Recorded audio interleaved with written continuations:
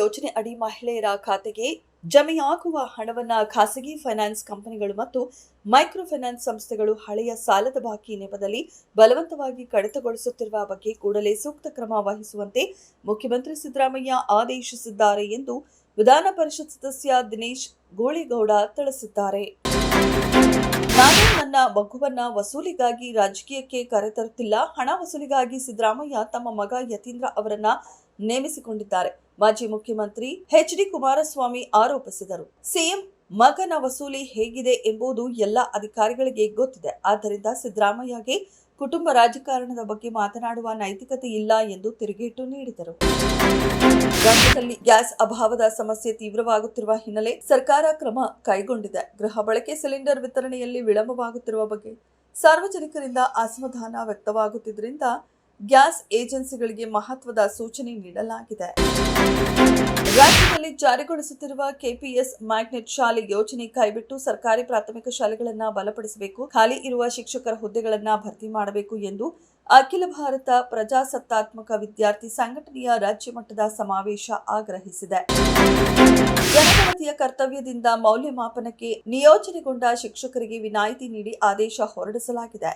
Greater Bengaluru ಪ್ರಾಧಿಕಾರ ವ್ಯಾಪ್ತಿಯಲ್ಲಿ ಅನ್ವಯಿಸಿ ಆದೇಶಿಸಲಾಗಿದೆ. ಜಿಬಿಎ ಮುಖ್ಯ ಆಯುಕ್ತರ ಅನುಮೋದನೆ ಮೇರೆಗೆ ವಿನಾಯಿತಿ ನೀಡಲಾಗಿದೆ.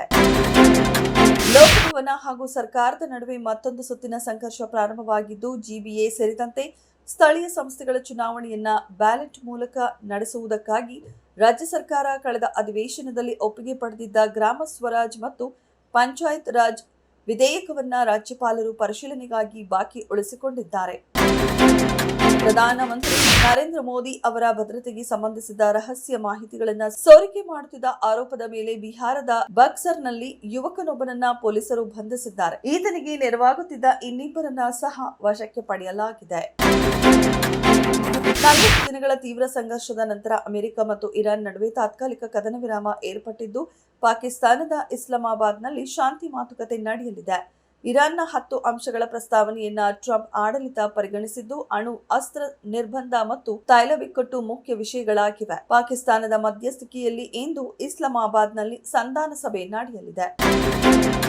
ಐಸಿಸಿ ಶೀಘ್ರದಲ್ಲೇ ವಿಶ್ವ ಟೆಸ್ಟ್ ಚಾಂಪಿಯನ್ಶಿಪ್ನ ಸ್ವರೂಪವನ್ನ ಬದಲಾಯಿಸಬಹುದು. ವಿಶ್ವ ಟೆಸ್ಟ್ ಚಾಂಪಿಯನ್ಶಿಪ್ನಲ್ಲಿ ಸದ್ಯ 9 ತಂಡಗಳು ಭಾಗವಹಿಸಲಿವೆ.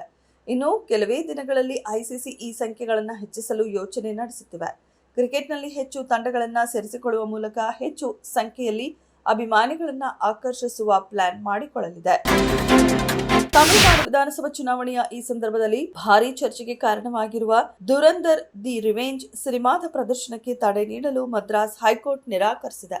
ಚಿತ್ರದ ಪ್ರದರ್ಶನವನ್ನ ನಿಲ್ಲಿಸಬೇಕೆಂದು ಕೋರಿ ಸಲ್ಲಿಕೆಯಾಗಿದ್ದ ಅರ್ಜಿಯನ್ನ ನ್ಯಾಯಾಲಯವು ಆರಂಭಿಕ ಹಂತದಲ್ಲೇ ವಜಾಗೊಳಿಸುವ ಮೂಲಕ ಚಿತ್ರತಂಡಕ್ಕೆ ದೊಡ್ಡ ರಿಲೀಫ್ ನೀಡಿದೆ.